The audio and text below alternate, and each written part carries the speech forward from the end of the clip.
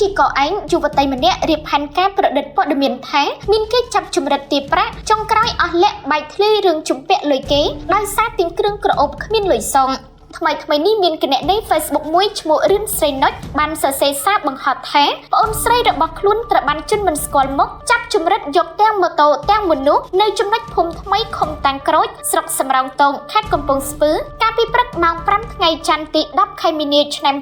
2025 ក្រោយបានឃើញប្រភពការបង្ហោះនេះភ្លាមកម្លាំងជំនាញផែនការងារសន្តិសុខបានសហការជាមួយកម្លាំងអធិការនគរបាលស្រុកសំរោងទងធ្វើការស្រាវជ្រាវជាបន្ទាន់ជាក់ស្ដែងក្រោយប្រតិបត្តិការស្រាវជ្រាវរយៈពេល60នាទីសមត្ថកិច្ចកំណត់បានថាជាករណីប្រឌិតព័ត៌មានคล้ายៗចេញពីប្រភពអះអាងថាជាជនរងគ្រោះឈ្មោះកុងសុកនេងអាយុ17ឆ្នាំនិងកំណត់បានទីតាំងសំងំនិយាយព័ត៌មានប្រឌិតរួចឈានទៅរកឃើញនិងនាំយកក្មេងស្រីខាងលើត្រឡប់មកផ្ទះវិញសមត្ថកិច្ចបានឲ្យដឹងថាក្រោយការសាកសួរក្មេងស្រីខាងលើបានសារភាពថាមូលហេតុធំដែលឈានដល់ការរៀបចំផែនការកុហកបោកប្រាស់ធ្វើព័ត៌មានคล้ายនេះមកពីខ្លួនពិបាកចិត្តរឿងផ្ទាល់ខ្លួនជំពាក់ប្រាក់អ្នកស្គាល់គ្នាគ្មានលុយសងទើបរៀបចំសម្ដែងថាគេចាប់ជំរិតទារប្រាក់តែម្ដងយ៉ាងណាមិញបើតាមវីដេអូរបស់យុវតីខាងលើនេះបានធ្វើការសុំទោសជាសាធារណៈនិងសារភាពកំហុសចំពោះអ្វីដែលខ្លួនបានធ្វើព្រមទាំងរៀបរាប់ឲ្យដឹងថានាងខ្ញុំឈ្មោះកុងសុកនេងអាយុ17ឆ្នាំ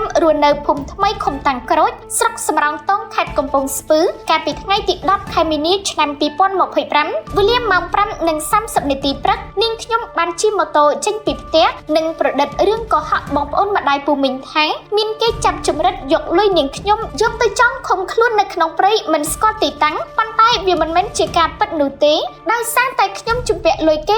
$200ថ្លៃទិញគ្រឿងក្រអូបហើយគ្មានលុយសងគេទើបនាងខ្ញុំប្រឌិតរឿងដើម្បីបានប្រាក់សងគេជាចុងក្រោយប្អូនស្រីកុងសុកនេងបានធ្វើការសុំទោសជាសាធារណៈចំពោះទង្វើដែលខ្លួនបានប្រព្រឹត្តនិងសន្យាឈប់ប្រឌិតព័ត៌មានបង្កផលប៉ះពាល់ដល់សន្តិសុខសង្គមជាតិតទៅទៀតជាពិសេសផ្ដាំដោតបងប្អូនផ្សេងទៀតកុំយកគំរូតាមខ្លួនក្រោយពីក្មេងស្រីទទួលសារភាពកំហុសនិងសុំទោសជាសាធារណៈនៅចំពោះមុខសមត្ថកិច្ចកម្លាំងជំនាញបានធ្វើការអប់រំហើយអនុញ្ញាតឲ្យវិលត្រឡប់ទៅផ្ទះវិញ